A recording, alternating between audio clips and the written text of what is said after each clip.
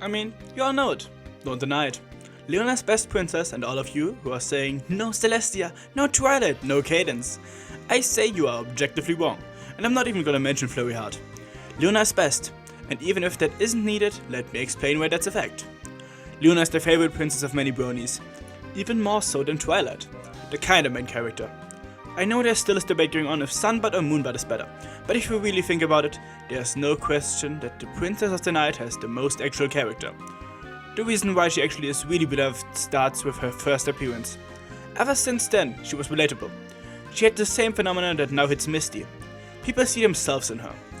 Back when she was only Luna, before the Nightmare Moon incident, she just wanted the ponies to acknowledge her. And it seems like this is a strong wish in every creature, even if they don't want to admit it to themselves. Some acknowledgement is always appreciated and needed for a healthy mind, which is something Luna lacked back then and many people IRL still lack today. This similarity is one of the main reasons of why people relate to her, but it doesn't stop here. As Nightmare Moon, she gains heaps of confidence. She got something that she didn't have, and what again, many people wish for. But in the end, it didn't matter, and she didn't succeed through this fake kind of confidence. And that gives people comfort about their own insecurities.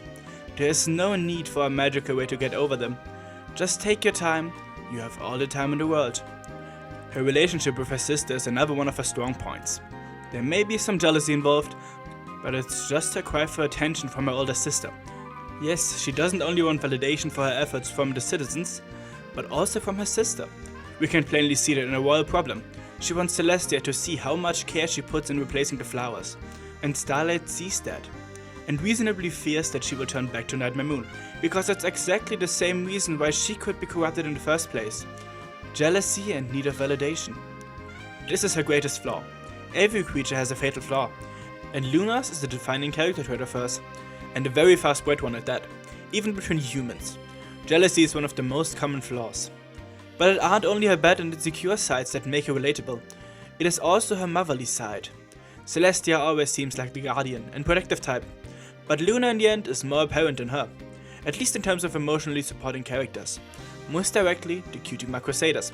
She helped each of them through dreams. She always knows exactly what ponies need and is an excellent judge of character. For Scootaloo, she encourages her to face her fear and to stop hiding it. You shouldn't hide your negative emotions, but share them. That is the most effective way to deal with them, and she knew that. For Sweetie Belle, she tells her how she can relate to her and how she also has a sister that shines brighter than her. And this isn't only relatable for those two, but for many of us who feel like they get outshined by their sibling. The thing is that she knows that the sibling rivalry doesn't take away from the love siblings still have for each other. Most of the time they don't even mean to outshine the other.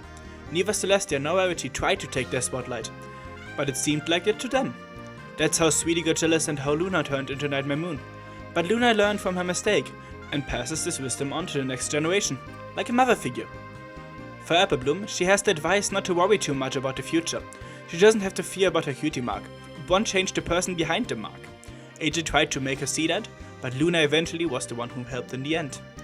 She had a long life and she learned a lot of things, and now she is sharing everything with the fillies in need. She is a responsible adult. She can be a sister or a mother figure, or both. Something many people can relate to or need in their life. And many characters in the show see her that way and rely on her wisdom. Another opportunity where we can see her sibling relationship with Celestia is Sparkle 7. She helps Spike because she doesn't agree with her sister on the castle's defenses. This episode is all about sibling rivalries, and every sibling loves to win these. It's not even a simple rivalry, it's war. That's how siblings work. And IR siblings are always very likely to attach to sibling characters. We saw it with those two in G4, and now in G5 with Pip and Zip again. She has a few other traits that make her relatable and likable, like her anger, playfulness, and her not fitting into the new world when getting reformed. People often feel out of place in our world as well, so I have no doubt that this is one of the reasons why people like her. When talking about this, one thing that has to be mentioned are the comics, specifically the Nightmare Rarity arc. But I won't, since her development there isn't well known to most of the fandom, even though it shows the insecurities of her character perfectly, and shows how she overcomes said insecurities, in which both the insecurities as well as her way of overcoming them make her very relatable. But if you want to know more about it, check out my video on the genius of Nightmare Rarity. Instead I'm going to talk about the Tantibus, which serves a similar purpose to her redemption in the comic.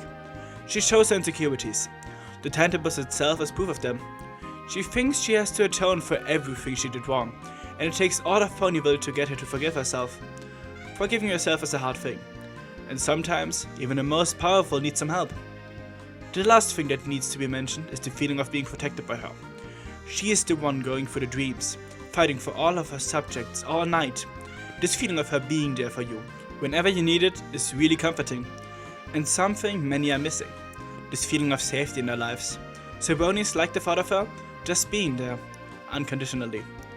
Luna is a relatable and comfort character for many people, and has, like the other princesses, many redeeming qualities. That's why she is best princess for me. I hope you enjoyed this short rant about Luna. This by far isn't all there is to Luna's character. There would be too much to cover in a short video like this, but I think this shows off some of her key character traits. Adding to all of this, she is also gorgeous, especially her beautiful eyeshadow. Let me know what you think about Luna and why she objectively is best princess. Thanks to my patrons, especially to Windy Bear and Maverick. Join my Discord if you want to discuss some more, and until next time for the Bronies, Fellas, and bye. Thanks to everyone who stayed until the end. I just wanted to use this opportunity as the last video of the year to say how much I appreciated all of you, that so many of you have stuck with me for this whole year. And I think the next year will be just as great. But I have to say that my next year will be pretty busy, so I don't know if I will be able to make this much content. I don't know if I'll be able to keep up 2 videos a week. I will try my best, but don't expect too much.